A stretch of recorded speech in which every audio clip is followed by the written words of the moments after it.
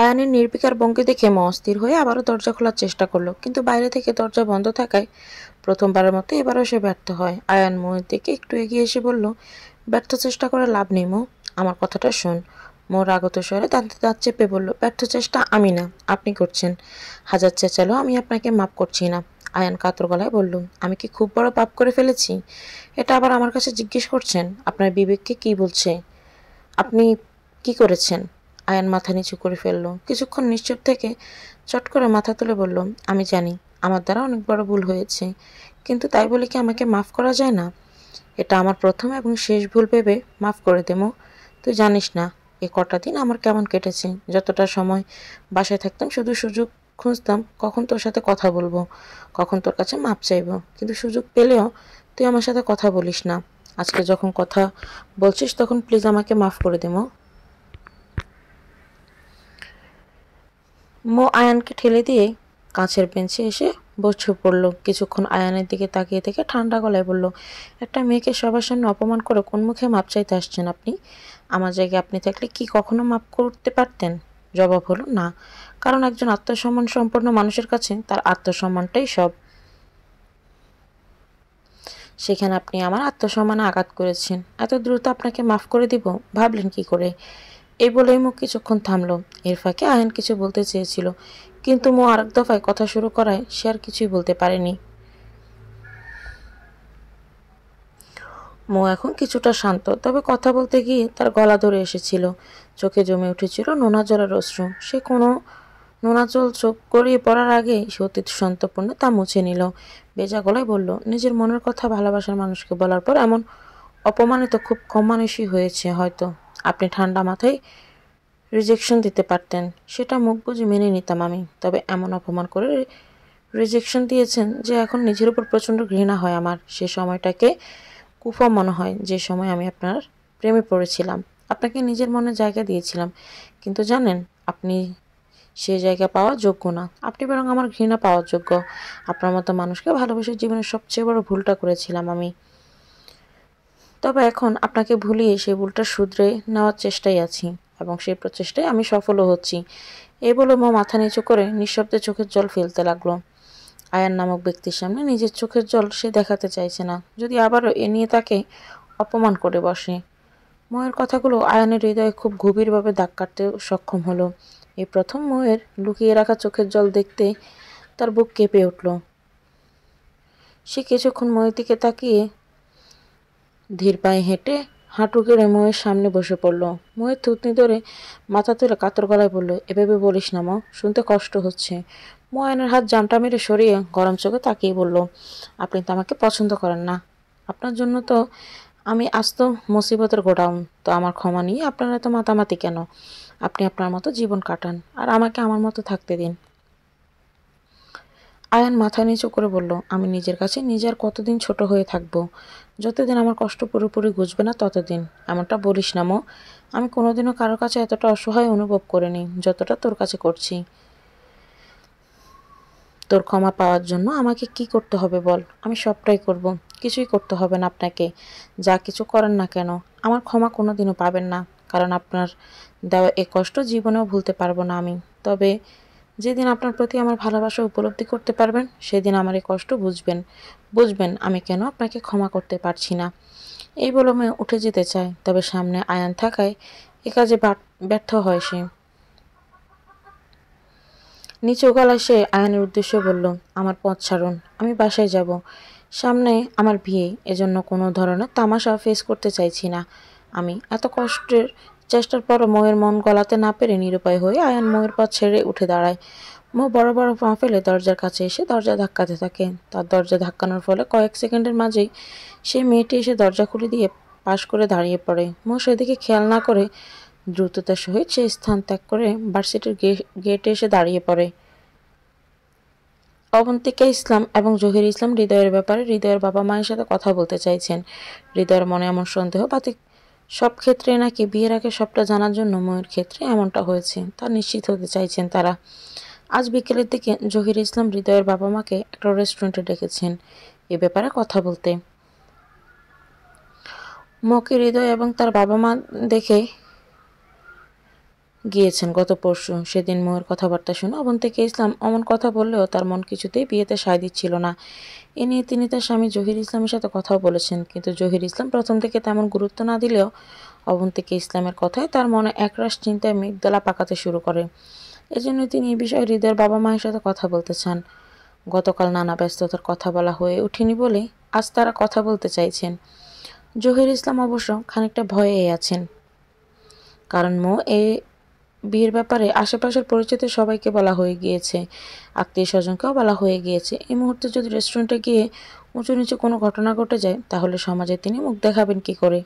সে দুশ্চিন্তায় সময় কাটাচ্ছেন তিনি। হ্যাঁ, মোয়ের সুখী জীবনটাই তার কাছে সবচেয়ে বড়, কিন্তু মৃত্যুর আগ পর্যন্ত এই সমাজে তাকে বাঁচতে তো হবে। ততদিন মাথা নিচু করে বাঁচবেন তিনি, এ নিয়ে চিন্তা করতে হালকা বুকে ব্যথা অনুভব করেন তিনি।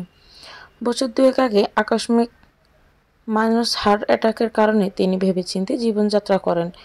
এর মধ্যে কোনো ঘটনা ঘটে গেলে কি তিনি আদৌ বেঁচে থাকতে পারবেন? এ নিয়ে অবশ্য জহির ইসলামের চেয়ে অবন্তিকা ইসলামের চিন্তা সবচেয়ে বেশি। হৃদয়ের ব্যাপারটা নিয়ে তারা মাহাতাব, জান্নাত এবং মোয়ের সাথে কোনোরূপ আলোচনা করেনি। নিজেদের মধ্যে সব কথাবার্তা বলতে চাইছেন তারা। তাদের মন এ ব্যাপারে অনিশ্চয়কে দিলেও আল্লাহর কাছে বারংবার তারা দোয়া করে চলছেন। দুপুরের দিকে খাওয়া দাওয়া শেষ করে সবাই মিলে হলুদের আয়োজন নিয়ে আলোচনায় ব্যস্ত হয়ে পড়লেন। হঠাৎ কলিং বেলের আওয়াজ শুনতে জান্নাত কাজ ছেড়ে উঠে দরজা খুলে দিল। দরজার বাইরে হৃদয় এবং তার বাবা মাকে দেখে চমকে উঠল সে। আজ এই মুহূর্তে তাদেরকে মোটেও আশা করেনি সে। জান্নাত দরজার কাছ থেকে সরে এসে হতবাক হয়ে বলল, আপনারা এখানে? জান্নাতের বিস্ময় ভাবকে পাশ কাটিয়ে হৃদয় এবং তার বাবা মা বড় বড় পা ফেলে ড্রয়িং রুমে চলে এলেন। হৃদয়ের বাবা হারুন সাহেব ক্রুব্ধ গলা চেঁচিয়ে উঠে বললেন, জহির সাহেব, আপনার বউ বাচ্চাদের নিয়ে এখনই ড্রয়িং রুমে চলে আসুন। হারুন সাহেবের এমন আচরণে বাসায় থাকা সকল আত্মীয় স্বজন হতবাক হয়ে যায়। একে একে তারা সকল ড্রয়িং রুমে ছোটোখাটো একটা ভিড় জমাতে শুরু করেন। হৃদয় এবং হৃদয়ের মা শায়লা বেগম তাদের দাঁত চেপে বেশ কষ্টে রাগ সংবরণ করতে থাকেন। তারা অপেক্ষায় আছে কখন ময়ূর পরিবারের সবাই তাদের সামনে আসবেন আর কখন নিজেদের কথা রাখতে পারবেন তিনি। হারুন সাহেবের উঁচু গলার আওয়াজ শুনে অবন্তিকা ইসলাম এবং জহির ইসলাম তড়িঘড়ি করে ড্রয়িং রুমে ছুটে এলেন। হারুন সাহেবকে এই মুহূর্তে এখানে দেখে জহির ইসলাম বেশ অবাক হলেন। বিস্মিত গলায় বললেন, আপনারা এখানে? বিকেলে তো দেখা হবেই, এভাবে হুট করে আসার মানে কি? হারুন সাহেব হাতের মুঠো শক্ত করে দাঁতে দাঁত চেপে বললেন, আপনার ছেলে কোথায়? ওকে ডাকুন, সাথে আপনার বন্ধু আর তার পরিবারকেও ডাকুন। জহির ইসলাম কিছুই না বুঝতে পেরে জিজ্ঞাসা করলেন, ওদের কেন ডাকবো? আর আপনাদের বাসায় আসার কারণটা বলবেন তো দয়া করে। আগে যা করতে বলেছি তাই করুন, পরে সব কথা হবে। আজকে একটা সিদ্ধান্ত নিয়েই ছাড়বো। আপনি কথা না বাড়িয়ে ওদেরকেই ডাকুন, যেখানেই আছে কিছুক্ষণের মধ্যে তারা যেন এখানে উপস্থিত হয়। হারুন সাহেবের কথা শুনে অবন্তিকা ইসলামের বুক অজানা আশঙ্কায় কেঁপে উঠল। তিনি কাঁপা কাঁপা গলায় জহির ইসলামকে তাগাদা দিয়ে বললেন, এই তুমি তাড়াতাড়ি ফোন করো ওদের, আমার খুব ভয় করছে। ওনাদের কথার আগামাতা কিছুই বুঝতে পারছি না আমি। স্ত্রীর তাগাদা পেয়ে জহির ইসলাম আড়ালে এসে মাহাতাব, আয়ান এবং আফসার খানকে কল করে দ্রুত চলে আসতে বললেন। এদিকে মোয়ের চাচা খালাসহ সবার মাঝে কানে কানে ফিসফিস করে কথাবার্তা চলছে। জান্নাত এবং মো একে অপরের হাত ধরে চুপচাপ দাঁড়িয়ে আছে। তাদের বুকের ভেতরে হৃৎপিণ্ডটা ভয়ে ডিপ ডিপ আওয়াজ তুলে চলছে। এমন থমথমে মহলের পরিবেশে নানা ধরনের অশুভ চিন্তায় অবন্তিকা ইসলামের বিপি হাই হয়ে যাচ্ছে। জহির ইসলাম প্রচণ্ড চিন্তায় বুকে মৃদু ব্যথা অনুভব করছেন, কিন্তু কাউকে কিছু বলতে পারছেন না। হৃদয় এবং তার বাবা মা চুপচাপ সবটা দেখে চলেছেন আর নিজেদের ভেতর রাগ ফুঁসছেন। তারা অপেক্ষায় আছে কখন জহির ইসলাম এবং তার পরিবারকে হাজারটা কটু কথা শোনাতে পারবে। প্রায় আধ ঘন্টা পর সকলের অপেক্ষার অবসান ঘটিয়ে আয়ান এবং মাহাতাব অফিস থেকে ফিরে এলো। আফসার খান এবং তার পরিবার আরও আগেই চলে এসেছিলেন। হারুন সাহেব আয়ানকে দেখেই তেড়ে উঠে গেলেন। আয়ানের উপর অকপট রাগ দেখেই বললেন, নিজের ব্যবহার করা জিনিস আমার ছেলেকে দিতে চলেছিলে, কোন সাহসে? হারুন সাহেবের প্রশ্ন শুনে আয়ান বেবাচাকে খেয়ে গেল। তার এমন প্রশ্নের কোনো আগামাথা না পেয়ে আয়ান চোখ মুখ কুঁচকে জিজ্ঞেস করলো, কি বলছেন আঙ্কেল? আমি কিছুই বুঝতে পারছি না, পরিষ্কারভাবে বলুন। আয়ানের অবুঝ রূপ দেখে শায়লা বেগম উঠে এলেন। মুখ বাঁকিয়ে বললেন, এতদিন তুমি আর মৌ প্রেমলীলা চালিয়ে এখন আমার ছেলের গানে মৌকে চাপিয়ে দিতে চাইছ? শায়লা বেগমের কথা ড্রয়িং রুমে ছোটোখাটো একটা বুম ফাটলো যেন। মুহূর্তে সবার কানাকানি বন্ধ হয়ে গেল। হৃদয় এবং তার বাবা মা বাদে সকলে স্তব্ধ চাহনিতে একে অপরের দিকে ছাওয়াছাই করতে লাগলো। মো নিজের কানকে বিশ্বাস করাতে পারছে না। তার দাঁড়িয়ে থাকতে কষ্ট হচ্ছে। মনে হচ্ছে এখনই শরীরের সমস্ত শক্তি হারিয়ে সে মাটিতে লুটিয়ে পড়বে। এদিকে জহির ইসলাম হারুন সাহেবের মুখে এমন নিচু কথা শুনতে পাবে তা তিনি কখনো চিন্তাও করেননি। তার বুকে ব্যথা ক্রমশ বাড়ছে। চোখ খিঁচে বন্ধ করে নিজের ব্যথা কমানোর ব্যর্থ চেষ্টা চালিয়ে যাচ্ছেন তিনি। শায়লা বেগমের কথায় মাহাতাব প্রচণ্ড রেগে এগিয়ে যেতে চাইলে আয়ান তাকে আটকে ফেলল। চোখের ইশারায় মাহাতাবকে শান্ত হতে বলে সে নরম গলায় বলল, আন্টি, আপনি যা বলছেন একটু ভেবেচিন্তে বলছেন তো? শায়লা বেগম গলা উঁচিয়ে বললেন, তো তোমার কি মনে হয় আমি ভিত্তিহীন কথা বলছি? আয়ান বিস্তৃত হেসে বলল, অবশ্যই, আপনার কথাবার্তা শুনে এমনটাই মনে হচ্ছে। শায়লা বেগম কিছু বলতে যাবেন, এর আগে হারুন সাহেব প্রচণ্ড রেগে জহির ইসলামের উদ্দেশ্যে বললেন, ভাই, আপনার থেকে এমনটা আশা করেছিলাম না। এমন একটা চরিত্রহীন মেয়েকে আপনি আমার ছেলের ঘাড়ে তুলে দিতে বসেছিলেন। জহির ইসলামের বুকের ব্যথা আগের মতোই রয়ে গেল, তবে তার মস্তিষ্ক শূন্য হয়ে এলো। হারুন সাহেবকে আগ বাড়িয়ে কিছু বলার মতো পরিস্থিতি তার নেই, তবে জহির ইসলামের কাজটা মাহাতাব করে দিল। সে আয়ানের বাধা উপেক্ষা করে হারুন সাহেবের দিকে এগিয়ে গিয়ে আঙুল উঁচিয়ে বলল, খবরদার, আর একটা আজেবাজে কথা বলেছেন তো আপনার নামে মানহানির কেস করব আমি। মাহাতাবের কথা হেসেই উড়িয়ে দিলেন হারুন সাহেব। তার ছেলের হাসি দিয়ে বললেন, এতটাও সহজ নয় এসব করা। আগে তোমার বোনকে সামলাও, তারপর কথা বলতে এসো। নিজের বোনকে সামলানোর যোগ্যতা নেই, আবার বড় বড় কথা বলতে আসছো। হারুন সাহেবের এমন তিকর্য কথাবার্তা শুনে মো, জহির ইসলাম এবং অবন্তিকা ইসলামের অবস্থা ধীরে ধীরে খারাপ হতে লাগলো। মো যেন শ্বাস নিতেই ভুলে গিয়েছে। হাত পা কিছুই চলছে না তার। মস্তিষ্ক পুরোপুরি শূন্য হয়ে গিয়েছে। চোখ দিয়ে অযোধ্যারায় বেয়ে পড়ছে নোনা জলের এক একটা কণা। সে বেশ কষ্টে অহনার সাহায্যে ফ্লোরে দাঁড়িয়ে আছে। অবন্তিকা ইসলাম জান্নাত এবং আয়ানের মার সাহায্যে বসে আছেন। জহির ইসলাম সাহায্য নিয়েছেন আফসার খানের। আয়ান এতক্ষণ শান্ত থাকলে এখন কিছুতেই শান্ত হতে পারছেন না সে। ধীরে ধীরে নিজের উপর হতে নিয়ন্ত্রণ হারিয়ে ফেলছে সে। তবুও হারুন সাহেবের বয়স দেখে সম্মান করতে গিয়ে দাঁতে দাঁত চেপে নিজেকে শান্ত করার প্রচেষ্টা নিয়ে বলল, সে কখন থেকে কিছু আজেবাজে কথা বলে যাচ্ছেন। আমি কিছু বলছি না, কিন্তু আমার ধৈর্যের পরীক্ষা নেবেন না আঙ্কেল। এখানে কারোর অবস্থায় ভালো নেই। আপনার কথাবার্তার ধরন শুনে দয়া করে ভালোভাবে বুঝিয়ে বলুন কী কারণে আমার আর ময়ের উপর এমন অভিযোগ তুলছেন আপনি। হারুন সাহেব ফোঁস করে শ্বাস ফেলে বললেন, তুমি আর মো যে একে অপরকে ভালোবাসো এটা আমরা জেনে গিয়েছি। আয়ান ব্রুকুজকে জিজ্ঞাসা করলো, এসব আপনাকে কে বলেছে? আমার ভাইয়ের মেয়ে বলেছে। ও মৌদের ভার্সিটিতেই পড়ে, এমনকি মো আর অহনার ব্যাচেই পড়ে। সে আমাকে বলেছে মো আর তোমাকে আজ ফাঁকা একটা ক্লাসরুমে একসাথে দেখেছে। হারুন সাহেবের কথা শেষ হওয়া মাত্রই ড্রয়িং রুমে উপস্থিত সবকটা মানুষের দৃষ্টি আয়ান এবং ময়ের উপর নিবদ্ধ হলো। প্রতি জোড়া চোখে দেখা মিলছে তীব্র অবিশ্বাসের প্রতিচ্ছবি।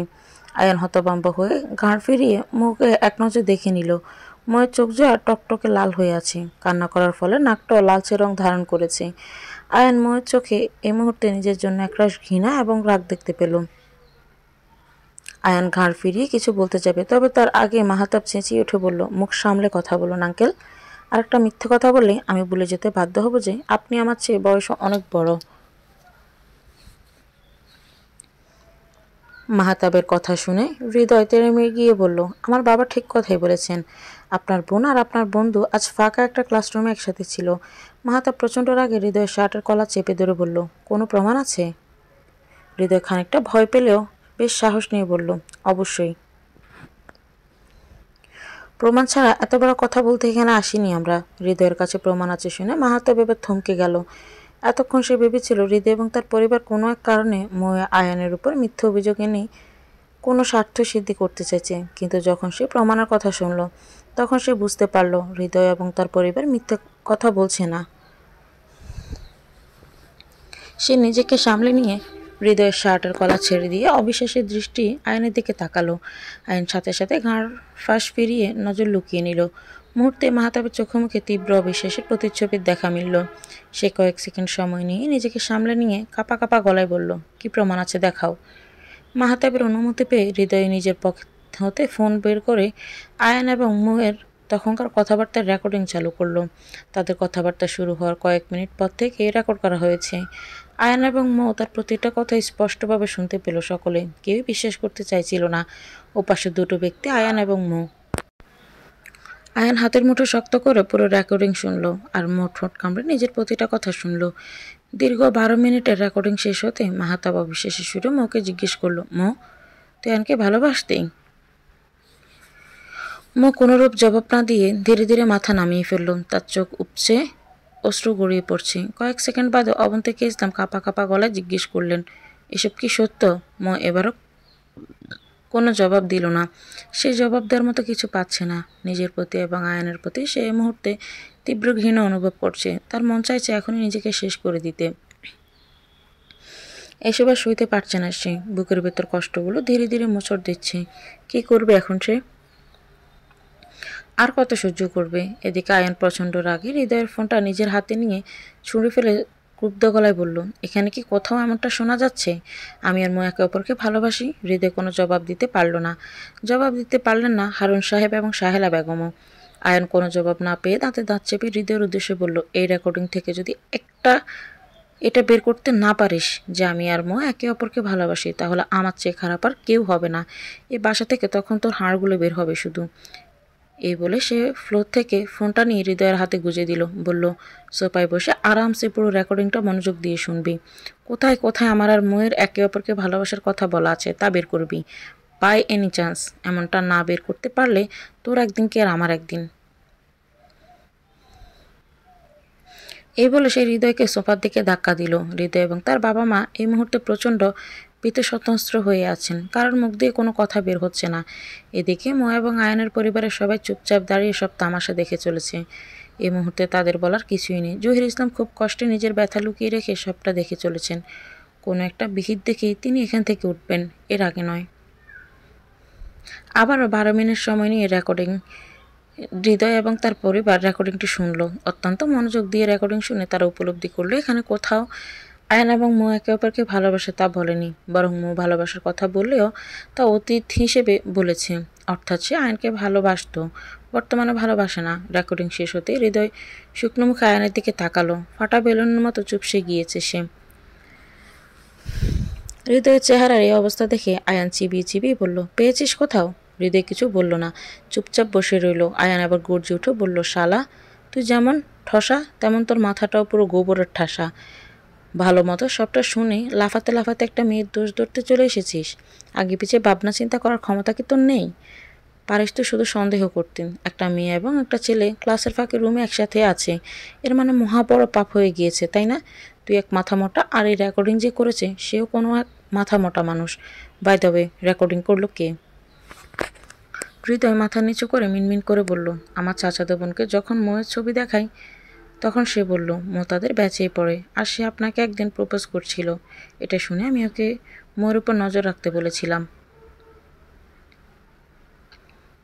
এজন্যে কয়েকদিন মৌয়ের নজর রেখেছিল।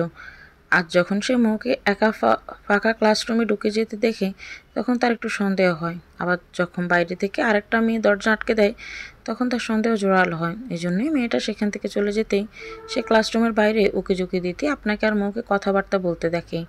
আর আমাদের কাছে এসব দেখানোর জন্যই তখন ফোনে সে কথাবার্তা রেকর্ডিং করে ফেলে।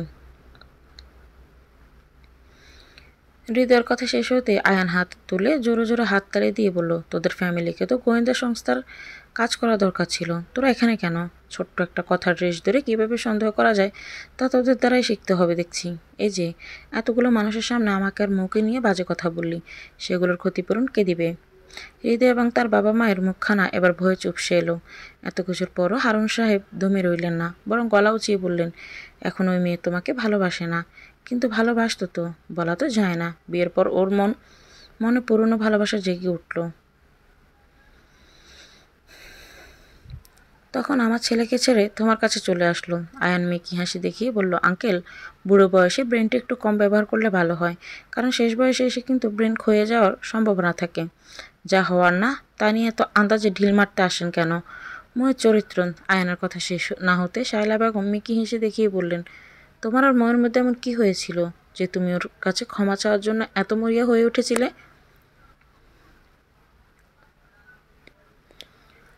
আয়ান শত চেষ্টার পরও নিজের রাগ সংবরণ করতে পারল না। এই জন্যই হাতের পাশে থাকা কাঠের শোপিসটা একটানে ফেলে দিয়ে বলল, দুনিয়ার প্রশ্নের জুড়ি খুলে বসছে এই বেকুব ফ্যামিলি। মু আমাকে প্রপোজ করেছিল, তখন রাগের মাথায় সবার সামনে ওর প্রপোজাল রিজেক্ট করে ওকে অপমান করেছিলাম। পরে নিজের ভুল বুঝতে পেরে ওর কাছে সরি বলেছিলাম। Happy now? আয়ানের এই কথা বলার পর হৃদয় এবং তার বাবা মায়ের কিছু বলার রইল না। তাদের প্রত্যেকের মুখখানা ফাটা বেলুনের মতন চুপসে রইল। খানিক বাদে মাহাতাব ঠান্ডা গলায় বলল, আশা করি সব ক্লিয়ার হয়ে গিয়েছে আপনাদের সামনে। এবার আপনারা যেতে পারেন। হারুন সাহেব কিছু বলতে চাইছিলেন, কিন্তু মাহাতাব হাত উঁচিয়ে তাকে থামিয়ে বলল, কোনোরূপ কথাবার্তা ছাড়াই চলে গেলে ভালো হবে আপনাদের জন্য। আর হ্যাঁ, ভুলেও এ বাড়ির আশেপাশে আসার চেষ্টা করবেন না। এমনটা দেখলে আপনাদের নামে মানহানির কেস সহ আরও মিথ্যে কয়েকটা কেস জুড়ে দিব। মাহাতাবের কথা শেষ হতে না হতে হৃদয় এবং তার বাবা মা গুটি গুটি পায়ে বাসা হতে বেরিয়ে গেলেন। তারা চলে যেতে আয়ন বিড়বিড় করে বলল, শালা আস্ত বেকুব আর মাথা মোটা ফ্যামিলি।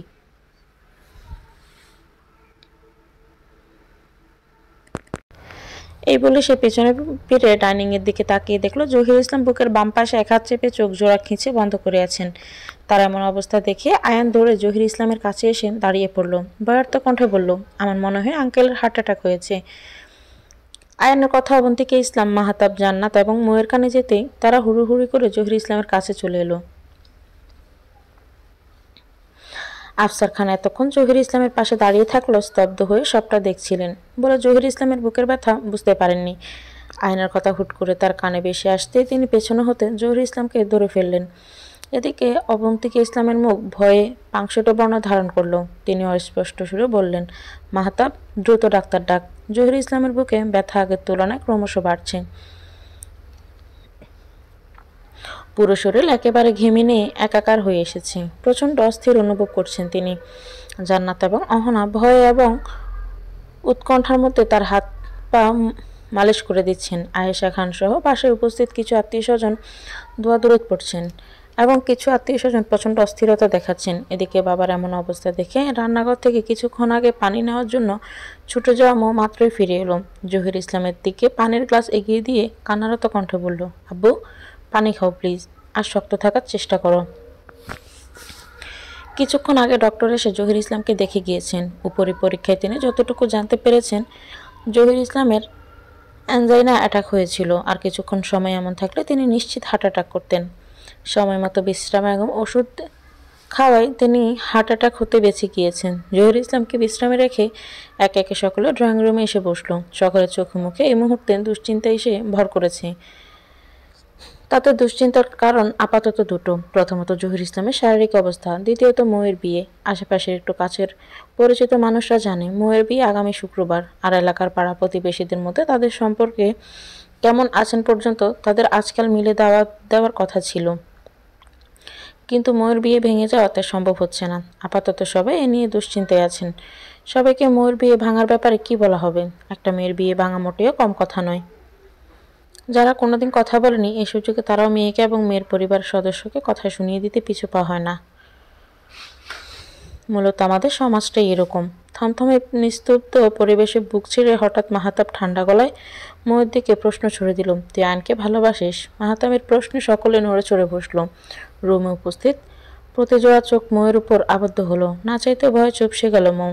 ফলস্বরূপ কোনো জবাব না দিয়ে চুপচাপ মাথা নিচু করে বসে রইল। তার নিশ্চুপ ভঙ্গি দেখে মাহাতাব আগের মতো এই প্রশ্ন ছুড়ে দিল তার দিকে। এবারও আমি কিছু বলল না। হঠাৎ করে সে কেমন যেন মাহাতাবকে ভয় পাচ্ছে। হয়তো তারই এ ভয়কে সত্য প্রমাণিত করতে মাহাতাব গর্জে উঠল। ক্রুদ্ধ হয়ে জিজ্ঞাসা করল, কথা বলা কি ভুলে গিয়েছিস তুই? দুইবার একই প্রশ্ন করলাম, অথচ জবাব না দিয়ে চুপচাপ বসে আছিস। ভালোবাসার স্বীকারোক্তি করতে ভয় করছে? ওকে ভালোবাসার আগে তোর ভয়টা হয়নি? বল আমাকে। মাহাতাবের প্রতিটা কথা কাঁটার মতো ময়ের শরীরে বিঁধল। যেন সে বসে থাকা অবস্থাতে শিউরে উঠল। জান্নাত ময়ের অবস্থা দেখে গরম চোখে মাহাতাবের দিকে তাকিয়ে বলল, এতগুলো মানুষের সামনে বোনের উপর এভাবে চেঁচাচ্ছ কেন? শান্ত হয়ে কথা বলো। মাহাতাব জান্নাতের কথা কানেই তুলল না, উল্টো সোফা ছেড়ে উঠে তেড়ে মেরে ময়ের গায়ে হাত তুলতে নিল। তবে তার আগে তার মামা মাহাতাবকে শক্ত করে ধরে ফেললেন। রাগান্বিত স্বরে তিনি মাহাতাবকে বললেন, তোরা এত রাগ কোথা থেকে আসলো? শান্ত হয়ে কথা বলা যাচ্ছে না? এত বড় মেয়ের গায়ে তুই হাত তুলতে চাচ্ছিলি কোন সাহসে? মাহতাব তার মামার কথা তোয়াক্কা করলো, সমস্ত শক্তি দিয়ে ময়ের দিকে এগিয়ে যাওয়ার চেষ্টা করতে লাগলো। তার এই অবস্থা দেখে আয়ান দ্রুত নিজের জায়গা হতে এগিয়ে এলো। মাহতাবকে দূরে এসে বলল, পরিবেশ পরিস্থিতি দেখে কথা বল মাহতাব, আঙ্কেলের অবস্থা ভালো না। আর ময়ের আয়ানকে মাঝপথে থামিয়ে দিয়ে মাহতাব গর্জে উঠে বলল, তুই চুপ থাক, তোর কোনো কথা শুনতে চাই না। তোর আর ময়ের জন্যই আজ আব্বুর এই অবস্থা। আয়ান বিস্মিত হয়ে বলল, আমার জন্য কি হলো? তোর জন্য কি হলো এটা আবার জিজ্ঞেস করছিস? মুখে ওভাবে ক্লাসরুমে না নিয়ে গেলে আজ এত কাহিনী হতো না। শুধু শুধু ওরা মোকে সন্দেহ করলো। সিরিয়াসলি মাহতাব, তুই এখনও হৃদয়কে সাপোর্ট করছিস? ওর তো সন্দেহ বাতি গেছে। যেদিন মোকে দেখতে আসে সেদিন আমাকে জিজ্ঞাসা করেছিল আমার আর মৌয়ের মধ্যে কিছু আছে কিনা। তাহলে বল, সেদিনও যদি সন্দেহ করে তাহলে বাকি জীবন তো মৌয়ের প্রতি সন্দেহ করতে করতে তার সময় কাটবে। আমি হৃদয়ের পক্ষ নিচ্ছি না, তোর আর ময়ের ভেতরকার সম্পর্কের কথা জানতে চাচ্ছি। এ বলে সে ময়ের দিকে তাকিয়ে জিজ্ঞাসা করলো, আর একবার জিজ্ঞাসা করবো, শুধু জবাব দিলে ভালো, না হলে তুই আয়ানকে ভালোবাসিস? ময়ের আবার মাথা তুলে চোখ জোড়া অবনত রেখে বলল, বাসতাম, এখন বাসি না। ময়ের কথা শুনে আয়ানের বুক ধুক করে উঠল। সে নিষ্পলক ময়ের দিকে তাকিয়েই রইল। সে অনুভব করছে কোথাও এক সূক্ষ্ম ব্যথা অনুভব হচ্ছে তার। এদিকে মুখে এমনটা স্বীকার করলেও সে জানে এখনও সে আয়ানকেই ভালোবাসে। আয়ানকে পুরোপুরি ভুলিয়ে দিতে পারছে না সে। আয়ানের প্রতি নিজের ভালোবাসাটাকে গুছিয়ে দিতে সক্ষম হচ্ছে না। মাহতাব বলল, এ কথা আমাকে আগে বলা যেত না? তাহলে হৃদয় মাহতাবকে মাঝপথে থামিয়ে দিয়ে জান্নাত বলল, এসব কথা ভাইকে বলা যায় নাকি? তো কাউকে তো বলেছে তো। আমি আর অহনা জানতাম। মাহতাব বিস্মিত হয়ে জিজ্ঞেস করলো, তুমি জানতে? হ্যাঁ, এসব বিষয়ে মানুষ ফ্রেন্ড, কাজিন, ভাবির সাথেই শেয়ার করে, ভাইয়ের সাথে করে না। মাহতাব আর কিছু বলতে যাবে তার আগে অবন্তীকে ইসলাম কাতর গলায় বললেন, দোহাই লাগে, তোরা চুপ হ। তোদের বাবা যে ওই রুমে শুয়ে আছে এটা তোদের মাথায় নেই? কখন থেকে চেঁচিয়ে যাচ্ছে, আর একটা কথাও শুনতে চাই না আমি। অবন্তীকে ইসলামের কথা শুনে মাহতাব একদম চুপ হয়ে গেল, আর মাথা নিচু করে নিঃশব্দে কাঁদতে লাগলো। কিছুক্ষণ পর আফসার খান সোফা ছেড়ে উঠে বললেন, আমরা এখন আসি তাহলে। বিকেলের দিকে জহির ভাইকে দেখতে আসবো আমি। এই বলে তিনি দরজার দিকে পা বাড়ালেন।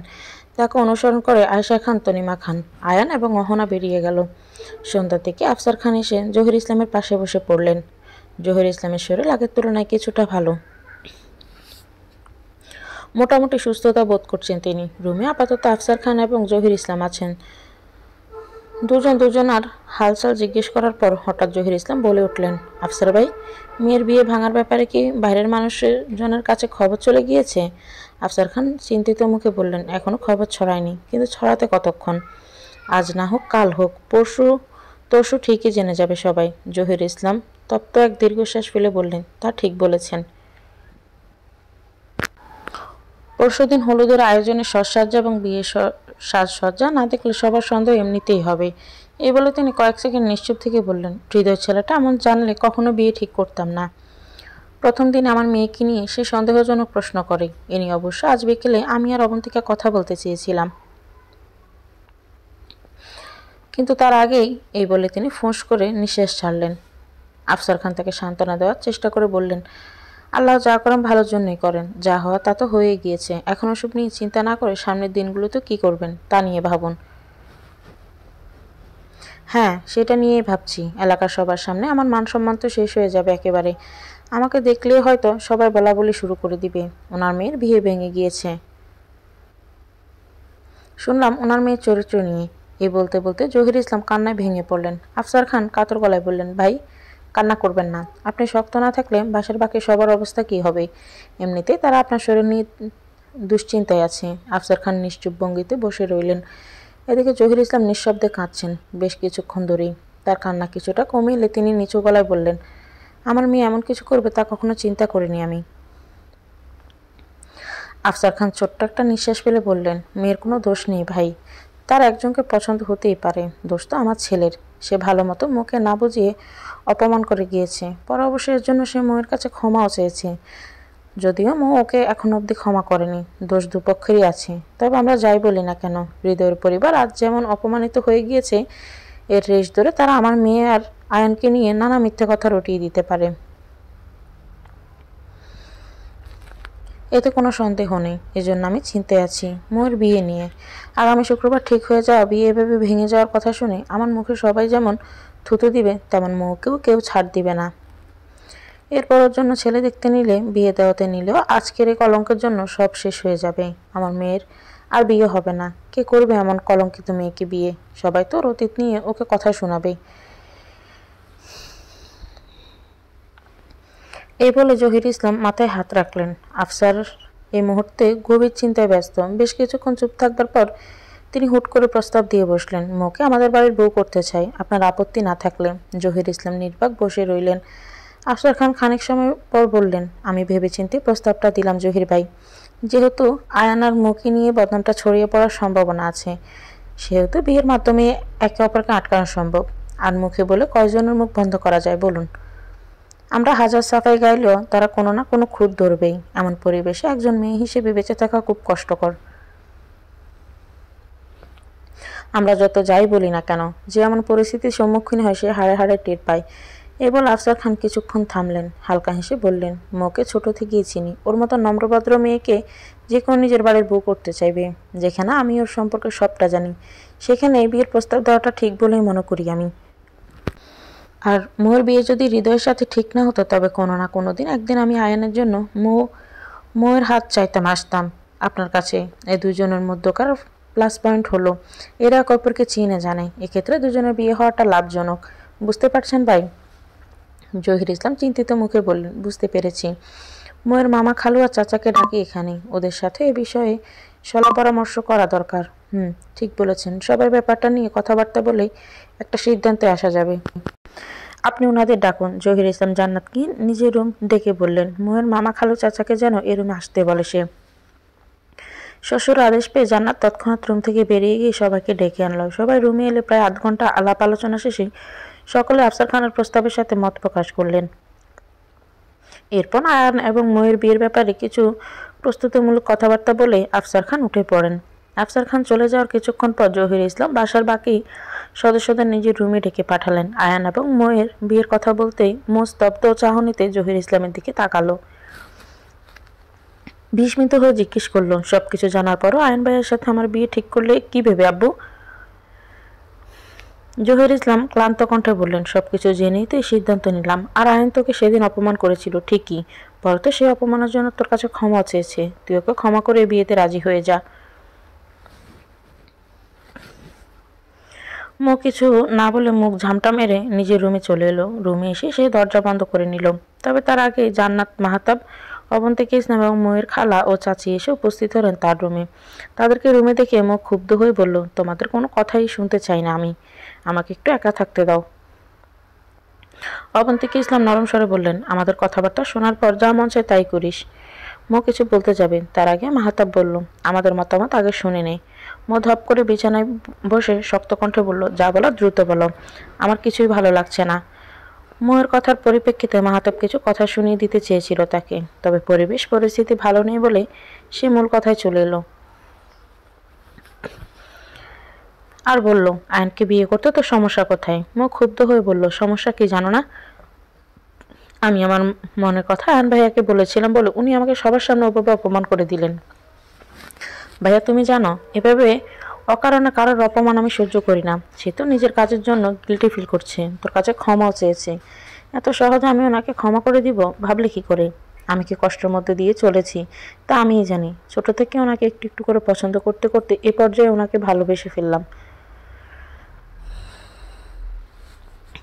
এটা যে শুরু থেকে বুঝতাম তা নয়, ধীরে ধীরে এটা উপলব্ধি করেছি। যখন থেকে বুঝতে শুরু করেছি আমি ওনাকে ভালোবাসি, তখন থেকে ওনার প্রতি ভালোবাসা তীব্র হতে থাকে, গাঢ় হতে থাকে। এর মাঝে উনি আমাকে এভাবে অপমান করে বসে। আমি যে এখন ওনাকে ভুলিয়ে দিতে পেরেছি তা নয়, ওনাকে এখন ভালোবাসি আমি। কিন্তু আমার নিজের সেলফ রেসপেক্ট আছে। যে আমাকে অপমান করেছে তার সাথে আমি সারা জীবন কিভাবে কাটাতে পারি? ভরসা নেই ভবিষ্যতের পরিস্থিতির শিকার হয়ে উনি রেগে আমাকে অপমান করে বসলেন। তখন কি কষ্ট হবে আমার, ভাবতে পেরেছ? এই বলে মন নিঃশব্দে দুফোঁটা চোখের জল ফেলল। মাহতাব দীর্ঘ শ্বাস ফেলে নরম সুরে বলল, স্বাভাবিক সময় হলে এ বিয়েতে আমি সবচেয়ে খুশি হতাম। একজন ভাই কি চাইবে না তার বোন সারা জীবন সুখে থাকুক? কি চাইবে না? তার অনুপস্থিতিতে কেউ একজন তার বোনকে সবসময় বিপদ হতে আগলে রাখো। আয়ানি সবটাই করতে পারবে, ওর কাছে তোকে দিয়ে আমরা সবাই নিশ্চিন্তে থাকতে পারবো। এতটা বছর ওর সাথে থেকেছি, ওকে কি আমি চিনি না? মুখ কিছু বলতে চাইলো, তবে মা তার দিকে হাত উঁচিয়ে চুপ থাকতে বলল। খানিক বাদে সে বলল, তুই নিজেই চিন্তা কর, আয়ান তোর খেয়াল রাখেনি? যখন আমি শহরের বাইরে থাকতাম তখন তোর প্রতিটা প্রয়োজন নিজের সামর্থ্য অনুযায়ী পূরণ করেছে ও।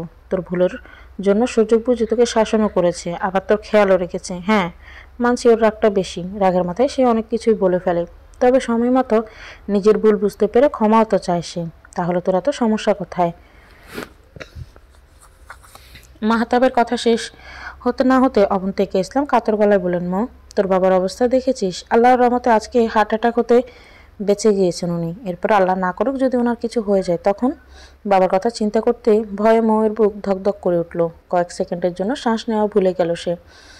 বাবা মার মধ্যে সে সবচেয়ে বেশি ভালোবাসে নিজের বাবাকেই। বাবার কিছু হয়ে গেলে সে কি করে টিকে থাকবে? অবন্তিকা ইসলাম আবারও বললেন, এই ঘরের মধ্যে হৃদয়ের বাবা মায়ের কথার তীর ওনার বুকে কিভাবে বিঁধেছে খেয়াল করেছিস? তাহলে আগামী শুক্রবার তোর ঠিক হওয়া বিয়ে না হলে মানুষজনের কটু কথা উনি কিভাবে সইবেন? তুই জানিস মানুষজন ওনাকে কথা শোনাবেন, এমনটা উনি কিছুতেই চান না, যেখানে ওনার কোনো দোষ নেই। তারপরও তুই আমাদের মেয়ে হওয়ার খাতিরে ওনাকে কথা শুনতে হবে। বুঝতে পারছিস পরিস্থিতিটা? মন নির্বাক বসে রইল, তার কিছু বলার নেই। অবন্তিকা ইসলামের প্রতিটা কথা যে সত্য তা সে জানে, তাহলে এখন কি করবে সে? অবন্তিকা ইসলাম ময়ের দিকে তাকিয়ে আবারও বললেন, এই ঘটনার পর থেকে অন্য কোনো ছেলের সাথে তোর বিয়ে দেওয়াটা খুবই কঠিন কাজ হয়ে পড়বে আমাদের জন্য। এমনও হতে পারে যে তোর বিয়ের বয়স ফুরিয়ে আসছে অথচ তোর বিয়েই হচ্ছে না। তখন আমরা কি করে সহ্য করবো এটা? সব বাবা মাই চাই তার মেয়ে ভালো পরিবারে বিয়ে করে সুখী হোক, সেখানে তোকে আমরা একা দেখবো কি করে? অবন্তিকা ইসলামের কথা শেষ হতে জান্নাত বলল, এই বিয়ের ক্ষেত্রে তোমাকে কোনো ধরনের অ্যাডজাস্টমেন্ট করতে হবে না, কারণ আয়নের পরিবার তোমার সকল পরিস্থিতি সম্পর্কে জানবে। আর যদি বলো ভালোবাসার কথা, তাহলে বলবে এই বিয়ের ক্ষেত্রে তোমার সবচেয়ে বড় প্লাস পয়েন্ট হচ্ছে তুমি আয়ান ভাইয়াকে ভালোবাসো। হ্যাঁ, এর পরিস্থিতি সাপেক্ষে সে ভালোবাসা হয়তো ক্ষণস্থায়ী, কিছু ধুলো ময়লা এসে পড়েছে, এর মানে এই নয় যে সারা জীবন এমনটা থাকবে। কোনো না কোনো একদিন এই মান অভিমান গুজবেই।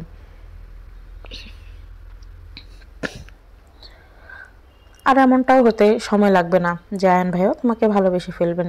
মো মাথা নিচু করে কিছু ভাবছে, গভীর চিন্তায় মগ্ন সে। মোয়ের খালা অবন্তিকা ইসলামের কানের কাছে ফিসফিস করে বললেন, আপা, মোকে কিছু সময় দেওয়া উচিত। এতক্ষণ সবাই যা যা বলল সবটাই তো শুনেছি, এবার ওকে একটু ভাবনা চিন্তা করার জন্য সময় দেওয়া হোক। বোনের কথা অবন্তিকা ইসলাম উঠে এলেন, বাকি সবাইকে চোখের ইশারে উঠে আসতে বললেন। রুম থেকে বেরিয়ে যাওয়ার সময় অবন্তিকা ইসলাম মোয়ের উদ্দেশ্যে বললেন, একটা মেয়ে সঠিক সময়ে সঠিক জায়গায় বিয়ে সমাজের সামনে তার বাবা মায়ের মাথা তুলে দিতে পারে, আবার একটা মেয়ের বিয়ে ভাঙা ডিভোর্সি হওয়া সমাজের সামনে তার বাবা মায়ের মাথা একদম নিচুও করে দিতে পারে।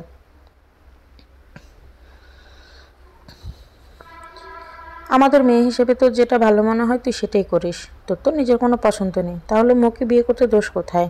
আফসার খানের গর্জে ওটা কণ্ঠে আয়ন খানিকটা ভরকে গেল, আমতা আমতা করে বলল, আমার নিজের পছন্দ নেই মানে এই না যে আমি মোকে বিয়ে করব। ও এখনও সেদিনকার ঘটনা নিয়ে পড়ে আছি, আমাকে ক্ষমাই করতে পারেনি, সেখানে ওর সাথে সংসার করা কি করে সম্ভব?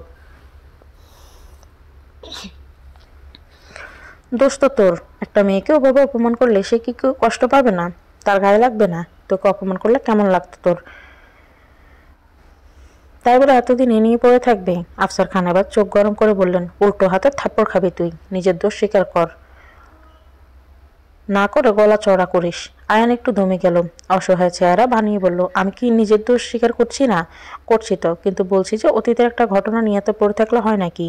এ বিষয়ে আমি আর কথা বাড়াতে চাই না, শুধু বলে রাখলাম আগামী শুক্রবার তোর আর মোয়ের বিয়ে, সেভাবে মানসিক প্রস্তুতি নিয়ে রাখ। এই বলে আফসার খান চেয়ার ছেড়ে উঠে যেতে নিলেন, কিন্তু আয়ন তার হাত ধরে আটকে নিল, বাচ্চাদের মতো অসহায় সুরে বলল, কিন্তু আব্বু, ওর প্রতি আমার তেমন কোনো ফিলিংস নেই। আয়নের এমন চেহারা দেখে আফসার খানের ভারী মায়া হলো। ছেলের সাথে তার সম্পর্ক খুব একটা গভীর না, বাবা ছেলে যেমনটা হাসি খুশি সময় কাটায় তেমন সময় কাটায়নি তিনি ছেলের সাথে।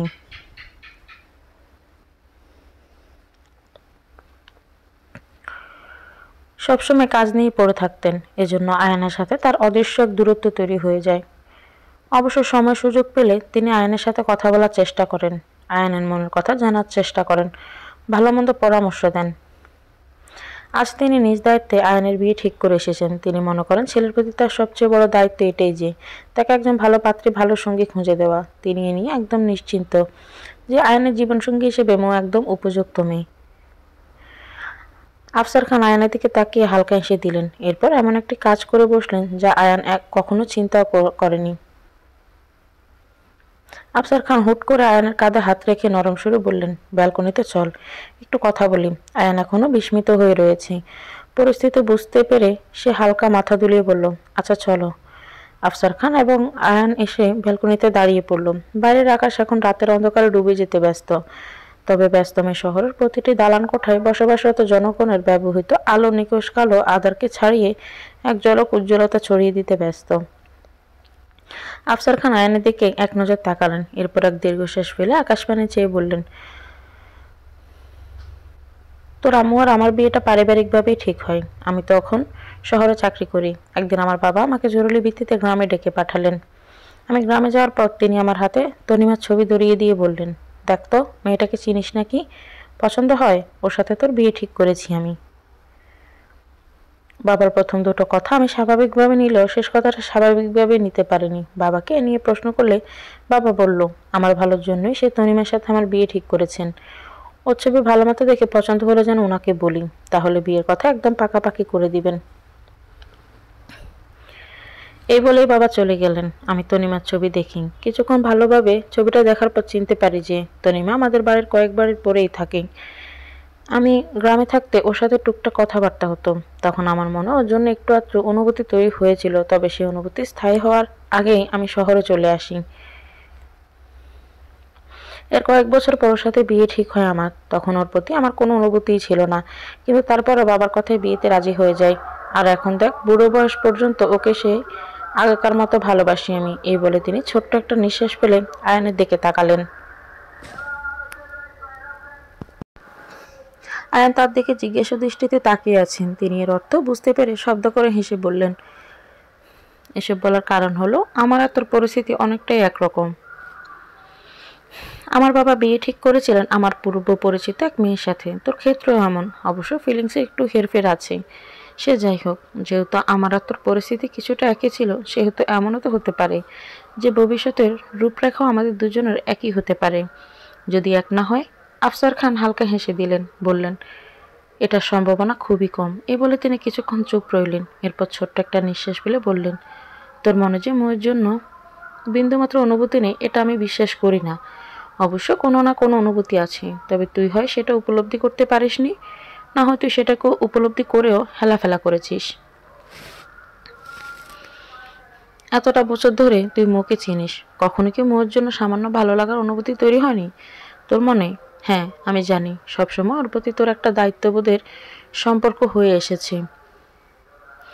কখনো ও হয়তো এমন পরিস্থিতি তৈরি হয়নি যে পরিস্থিতিতে তুই ওকে পছন্দ বা ভালোবাসতে পারিস, কিন্তু বিয়ের পর এটা সম্ভব, এবং এর সম্ভাবনা অনেক বেশি। এই সম্ভাবনাকে শতভাগের কাঠগড়ায় দাঁড় করাবে তোর প্রতি মোয়ের ভালোবাসা। ও তোকে ভালোবাসে এবং বিয়ের পর স্বামী হিসেবে ওর প্রতি তোর ভালোবাসা তৈরি হবে, এটা আমি নিশ্চিত। আয়ন নিশ্চুপ দাঁড়িয়ে রইল। আপাতত বলার মতো কিছুই পাচ্ছে না সে। আফসার খান তার দিকে কিছুক্ষণ তাকিয়ে থেকে বললেন, আজ রাতটা তুই সময় নেই, মোকে নিয়ে ভাব। ওর প্রতি তোর কোনো অনুভূতি আছে কি না, বা তৈরি হওয়ার কোনো সম্ভাবনা আছে কিনা সেটা আমাকে জানাবি। তাহলে আমি খুশি মনে তোর বিয়েটা দিতে পারবো। আর হ্যাঁ, এটা একটু মনে রাখিস, এতদিন যে মেয়েটাকে তুই দেখে শুনে রেখেছিস তার প্রতি সবচেয়ে বড় দায়িত্বটা এখন তোকে পালন করতে হবে। মেয়েটার মান সম্মান রক্ষার্থে তোকে মাঠে নামতে হবে। এই বলে আফসার খান ব্যালকনি হতে বেরিয়ে চলে গেলেন। আয়ান তখনও সেখানে ঠায় দাঁড়িয়ে রইল। বেশ কিছুক্ষণ যাবৎ সে আকাশপানে তাকিয়ে থেকে নিজের বাবার বলা কথাগুলো ভাবতে লাগলো। তার মনে কি আসলেই মোয়ের প্রতি কোনো অনুভূতি আছে? যদি এমনটাই হয়, তাহলে সে এ ব্যাপারে জানে না কেন, নাকি জেনেও সে তার অবচেতন মনের কথাগুলোকে প্রাধান্য দেয়নি? আয়ান জানে মোয়ের দিকে সে সবসময় দায়িত্ববোধের নজরে তাকিয়েছে।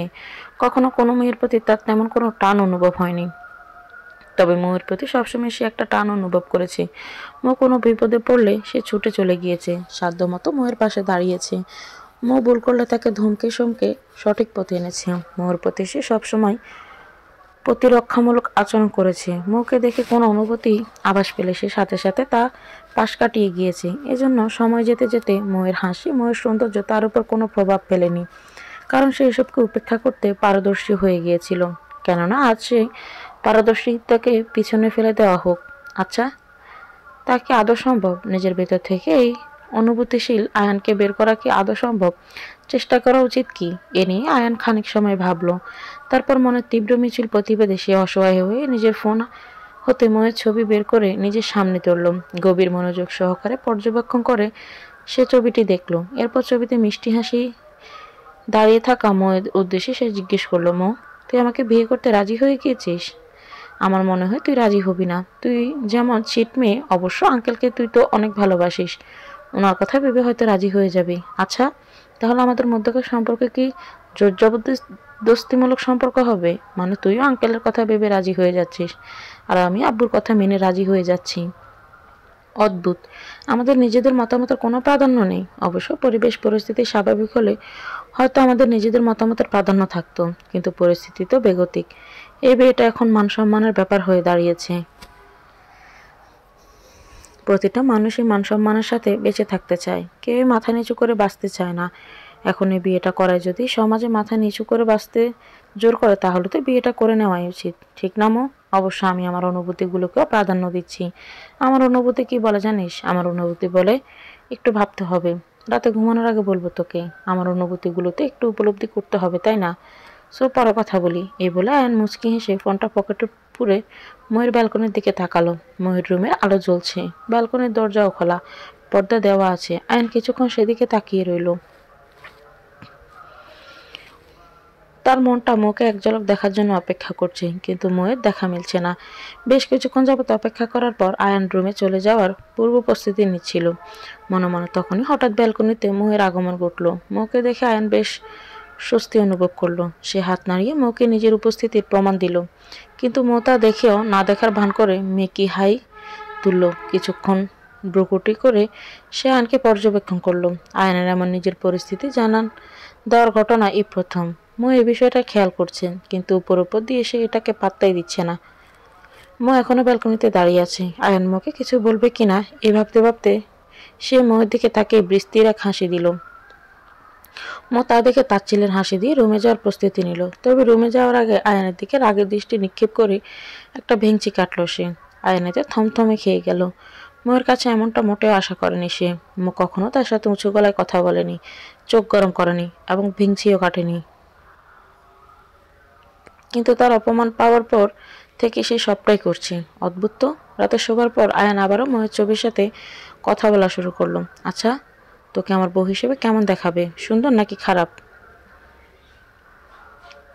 অবশ্যই সুন্দর দেখাবে, কারণ সবার মুখে শুনেছি তুই দেখতে অনেক সুন্দর। এই বলে সে শব্দ করে হেসে ফেলল। আবারও বলল, আমি নিজে উপলব্ধি করছি তোর ছবিগুলো দেখে এত সুন্দর একটা পরি আমাকে ভালোবাসে, বিশ্বাস করতে কষ্ট হয়। তুই হয়তো ভাবতে পারিস আমি তোর সাথে এত ভালো ব্যবহার কিভাবে করছি, এত নরম দেখাচ্ছি কেন? সে তোর অবগতির জন্য জানিয়ে দিচ্ছি, আমি সবটা ভেবেচিন্তে আব্বুকে বিয়েতে রাজি হওয়ার কথা বলে এসেছি। আর নরম হওয়ার কথা বললে বলবো, আমি সবসময় নরম, তবে রাগ উঠলে আমি গরম হয়ে যাই। এই রাগটা বিশেষ ক্ষেত্রে সময় নেই, আমার ক্ষেত্রে বিশেষ হুটহাট চলে আসে। সে যাই হোক, যেহেতু পরিস্থিতির শিকার হয়ে তোকে বিয়ে করতেই হচ্ছে, সেহেতু তোর প্রতি নরম হতেই হবে। অবশ্যই কদিন তোর পিছনে আমাকে যা ঘুরিয়েছিস, তাতে তো আমার নরম মনের পরিচয় পেয়েই গিয়েছিস। এখন তোর আর আমার বিয়ে হবে, সো তোর প্রতি আমার অনুভূতিগুলোকে বুঝতে হবে, প্রাধান্য দিতে হবে। যেখানে তোকে শাসন করলে নিজের নিচে রাখতাম, সেখানে তোকে এখন আমার বরাবরে রাখতে হবে। হয়তো তোর কথায় উঠবসও করতে হবে।